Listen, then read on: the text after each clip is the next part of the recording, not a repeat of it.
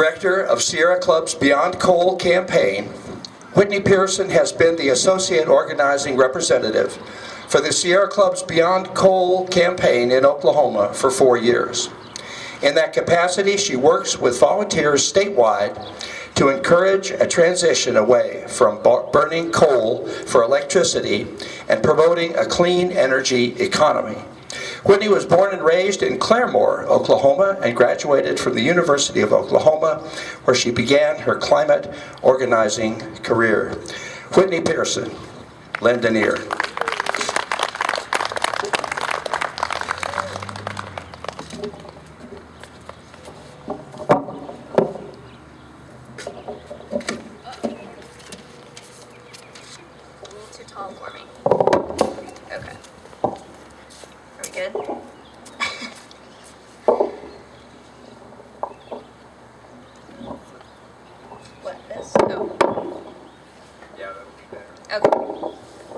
Sorry to cause trouble. Thank you guys for coming out today. As many of you know, the Sierra Club's top priority is fighting climate change, and we do that through a variety of campaigns. I'm an organizer with the Sierra Club's Beyond Coal campaign in Oklahoma, a movement working to transition from coal to clean energy. As the speaker said before me, there's a consensus among scientists that dirty fossil fuels are destabilizing our climate. And the latest poll shows that over 70% of Americans trust this science.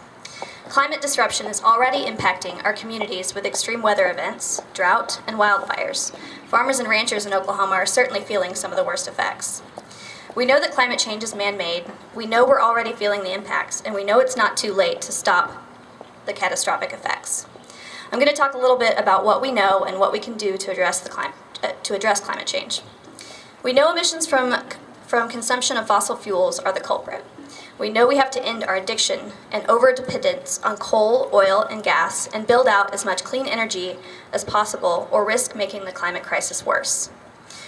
We know that fossil fuels are finite and that renewable energy is the future.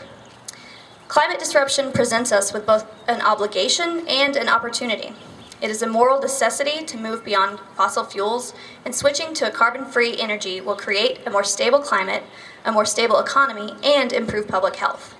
By reducing our use of dirty fossil fuels and investing in clean energy efficiency, we can reduce energy costs, create millions of new American jobs, clean up our air and water, ensure healthier and more prosperous communities, and combat climate disruption at the same time.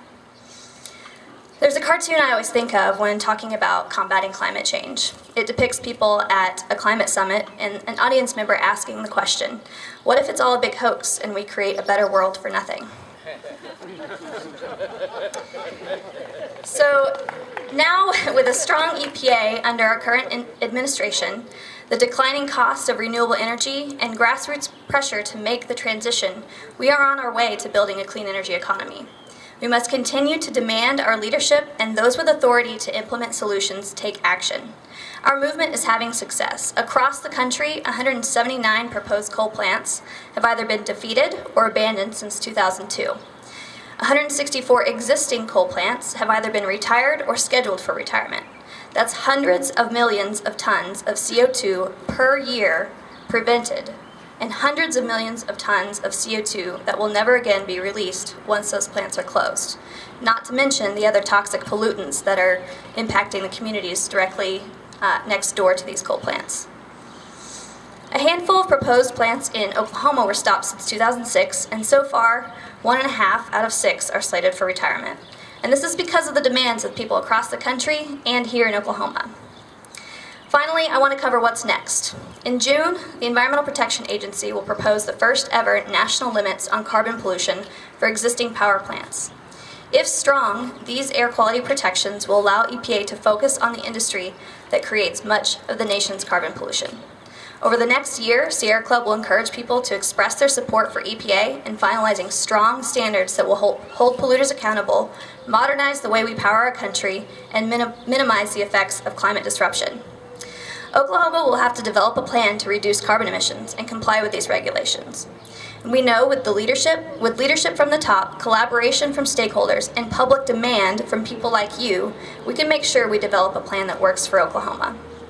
We also expect our Attorney General will continue his war against the EPA with another wasteful lawsuit against these carbon pollution limits. And we'll be asking him to step aside and let Oklahoma develop a plan and be the leader we know we can be in reducing carbon emissions from our power sector. Lead or get out of the way, right? So we ask you to please join us in helping move Oklahoma beyond coal. You can visit our table and find out more and sign our postcards to show your support. Thanks so much for coming out today. Happy Earth Day.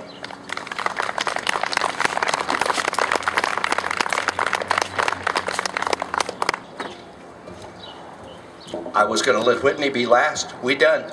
But I have a lot of the petitions, and I'm going to offer them to you, and I hope you'll visit the tables, sign the petition, and take some Peace Strategy newspapers from the Peace House table.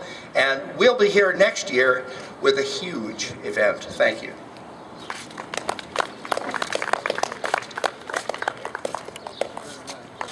Good, so, but I can't.